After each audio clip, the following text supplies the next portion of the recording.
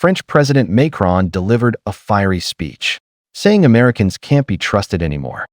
They're cozying up to Putin, ready to sell out Ukraine and Europe. Europe's future shouldn't be dictated by Washington and Moscow. It should be up to Europeans themselves.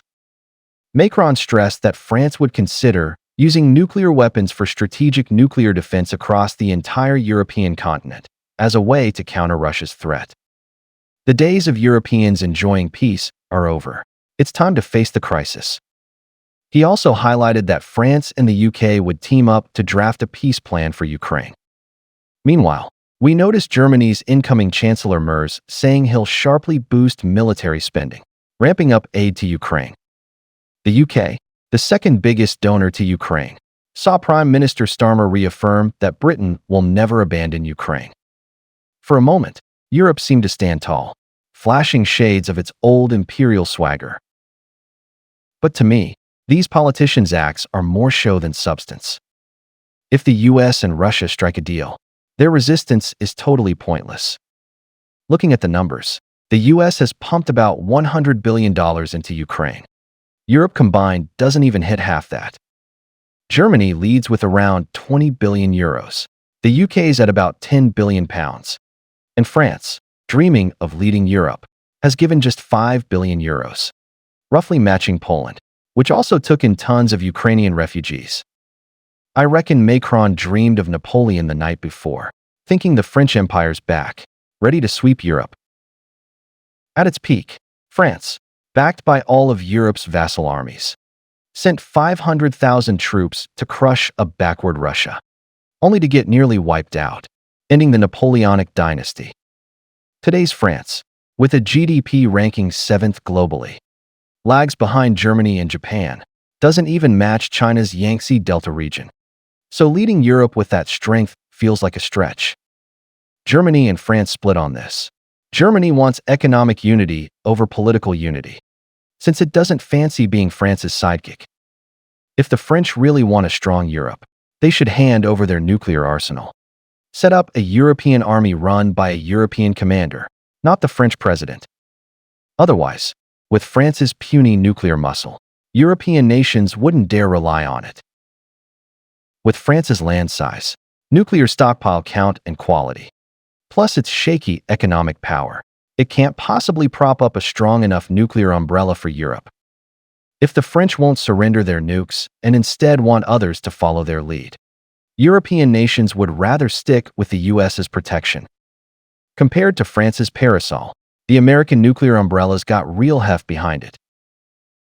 Only if France hands its nukes to collective European control could nations start deploying new nuclear weapons and missile defenses on their soil, beefing up that umbrella. Otherwise, with the US already there, picking a new daddy makes no sense. But from Macron's speech, it's clear he wants the nuclear button in his grip. With his vision, he's only living the superpower fantasy in his dreams.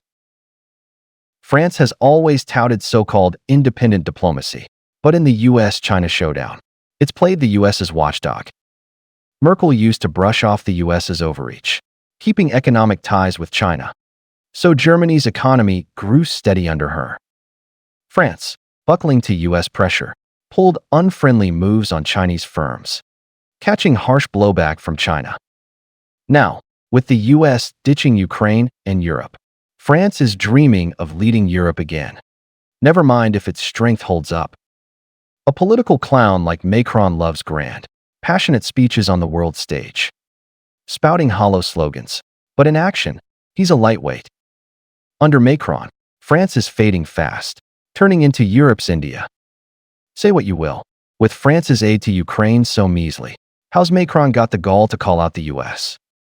Forget matching the US or Germany. It's even behind Poland. And he still wants to be Europe's boss? When Russians hit their doorstep, the Charles de Gaulle carrier didn't dare sail to the Black Sea or Baltic Sea to pressure Russia head-on. Instead, it ran to the South China Sea to poke China. Bluntly put, that industrial junk, with a displacement matching China's amphibious assault ships, stands a chance against China's carrier battle groups, nuclear subs, bombers, fifth-gen fighters, and electronic warfare planes? It's in the South China Sea to play monkey tricks? Sure, I can't stand Trump extorting Ukraine and European allies either. But here's a heads up for Europe. France surrendered to the Nazis in 6 weeks. It's got no right to call itself a World War II victor. Its permanent UN seat was a gift from Britain and the US. France should ditch its pie-in-the-sky delusions. Let Germany steer the EU.